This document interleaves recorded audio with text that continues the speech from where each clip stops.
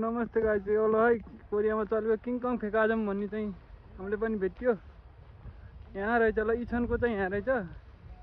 यो खालसानदोङमा इमाटबाट सिधै हिँडेर पनि आउनु पुग्ने ठाउँमा रहेछ।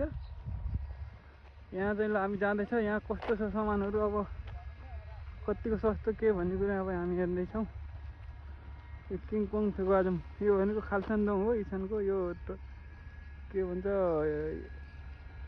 इछनको इमाटबाट भित्रपट्टि रहेछ किङकङ फेकाजम। ल यहाँ रहेछ।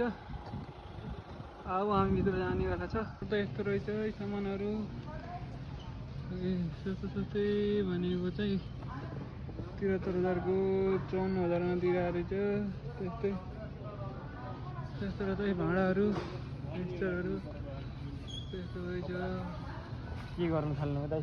भिडियो बनाएको लगभग आधी मूल्यमा चाहिँ पाउँदो रहेछ है।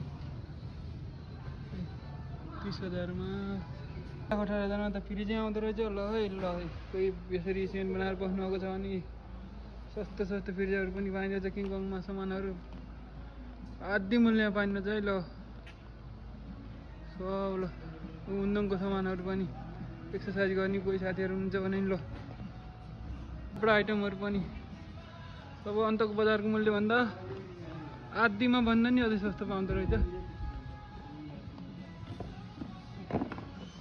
तर ठिकै लाग्यो है मलाई चाहिँ। यस्तो जुत्ताहरू ल, फुटबलको जुत्ताहरू, गेम खेल्ने जुत्ताहरू पनि, सुक्खु खेल्ने फुटसल पनि, फुटसल खेल्ने जुत्ताहरू पनि। ल यो त फुटबलको रहेछ। ल यस्तो 5,000 मा। ल 5,000 मा। ल अड्छ कि नै ल है साथीहरू। ल